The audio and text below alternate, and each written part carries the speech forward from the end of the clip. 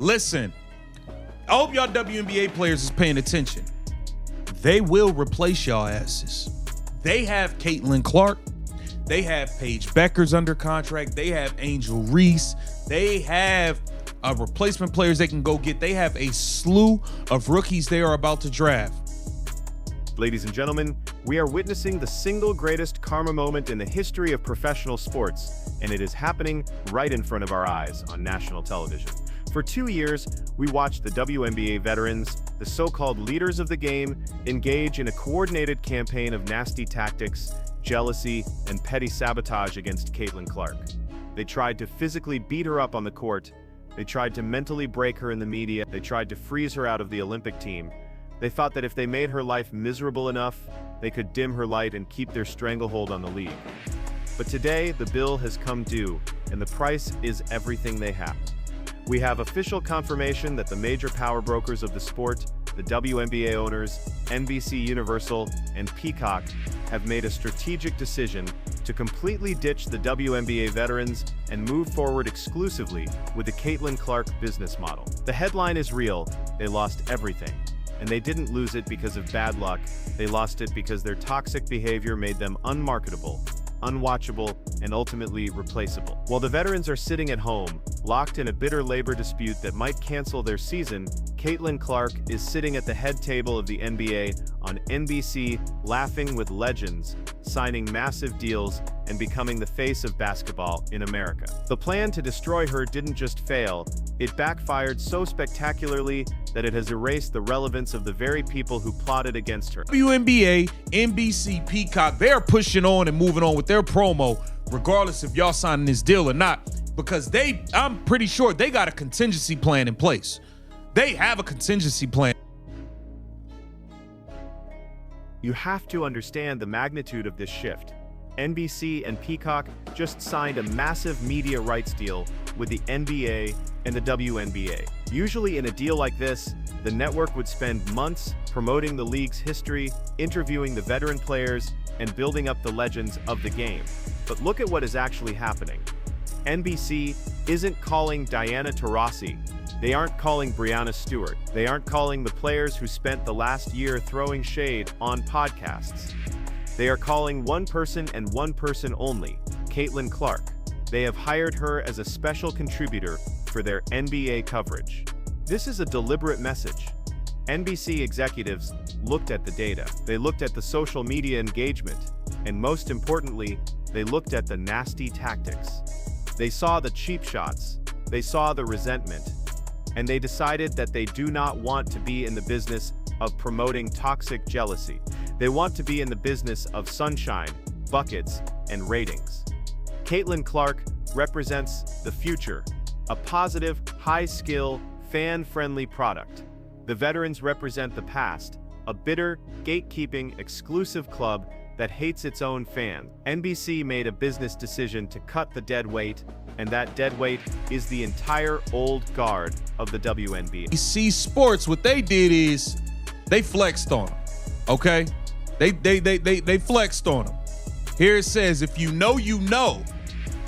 If you know, you know. The WNBA is coming to NBC and Peacock. So, let's dig deeper into why this is happening now. The WNBA owners are currently in a standoff with the Players Association. The players are threatening to strike. They are demanding a 30% revenue share. They are demanding millions of dollars in salary increases. And who is leading this charge? The veterans. The same veterans who refuse to embrace the Caitlin Clark effect. The owners are looking at these demands and laughing. Why? Because they know the truth. They know that without Caitlin Clark, there is no revenue to share. They know that nobody is buying a Peacock subscription to watch the players who pushed Caitlin down. They are buying Peacock to watch Caitlin. So, the owners and the networks have formed an alliance. They have realized that they don't need the WNBA as a collective entity to make money. They just need the Caitlin Clark show. By giving her this platform on NBC, independent of the WNBA season, they have insulated their biggest asset from the toxicity of the league. If the veterans decide to strike, fine, let them strike. Caitlin will be on TV every Sunday night analyzing LeBron James. She wins either way. The veterans played a game of chicken with the golden goose, and now they are starving. Absolute abomination. Nike dropping the ball. Here it says Nike confirmed to Adweek it will not run a commercial during Super Bowl 60 this year, so there won't be a Nike X Caitlin Clark spot during the game. Listen, man, this don't make sense. Caitlin Clark's sneakers are about to drop. Streaming services are ruthless. They only care about one thing: acquisition and retention. Who drives subscriptions? Is it the player who complains about charter flights and insults the new fans? No. It is the player who hits logo, threes, and stays humble. Peacock has effectively ditched the idea of marketing the WNBA as a broad league. Have you seen the promotional promo? It is Caitlyn-centric. It is Caitlyn-focused. The other players have been relegated to background extras in their own movie. This is the direct consequence of their nasty tactics. When you spend an entire year telling the world that Caitlyn isn't that good, or that she needs to wait her turn, you are telling the audience not to care. And guess what? The audience listened. They don't care about the veterans, they only care about the girl they tried to bully. The veterans tried to gatekeep the league, but all they did was lock themselves inside a burning building while Caitlyn walked out the front door with the keys to the kingdom. Think about the psychological blow this inflicts on the old guard. Imagine being a 10-year veteran, a multi-time champion, and watching NBC fly Caitlin Clark to Madison Square Garden to sit next to Vince Carter and Carmelo Anthony. While you are sitting on your couch, wondering if your paycheck is going to clear this month, it must be eating them alive. But it is a wound they inflicted on themselves. If they had welcomed her, if they had mentored her, if they had realized that a rising tide lifts all boats, they would be sitting next to her. They would be getting the endorsement deals. They would be getting the NBC segment, but their ego wouldn't allow it. Their jealousy blinded them. They chose petty grievances over generational wealth. And now, NBC has moved on without them. The network has realized that Caitlin Clark transcends the WNBA. She is bigger than the league.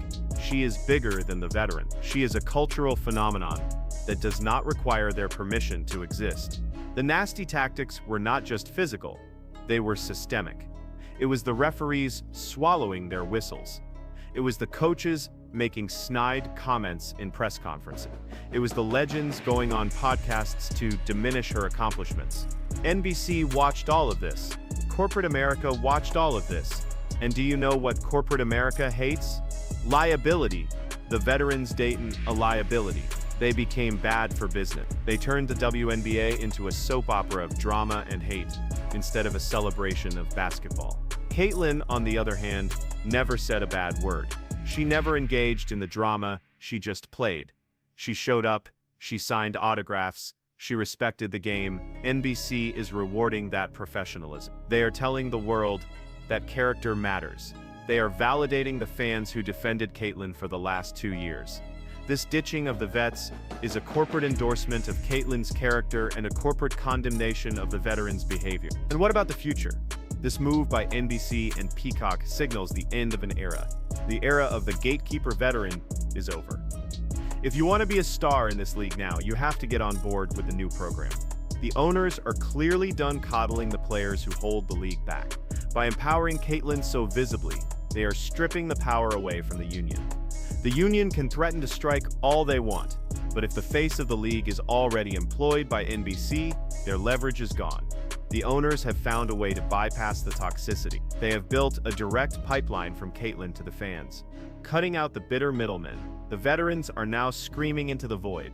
They can picket, they can protest, they can post on social media, but they cannot stop the machine. The machine has chosen its driver, and it is the rookie from Iowa. This is a lesson in humility that will be studied for decades. The WNBA veterans had the winning lottery ticket in their hands. All they had to do was cash it. All they had to do was smile and say, "Welcome, Caitlyn." Instead, they tore the ticket up and threw it in her face. And now, they are watching her print her own money while they beg for scraps. It is a tragedy of their own making. They lost the media war. They lost the fan war. And now, they have lost the financial war. NBC and Peacock have spoken. The owners have spoken. The fans have spoken. The WNBA is no longer a democracy of players. It is the kingdom of Clark, And for the veterans who used their nasty tactics to tie and stop her, the only thing left to do is fade into obscurity. They tried to cancel Caitlin Clark, but in the end, they only canceled themselves. The revolution will be televised on NBC, and the veterans won't even be invited to the watch party.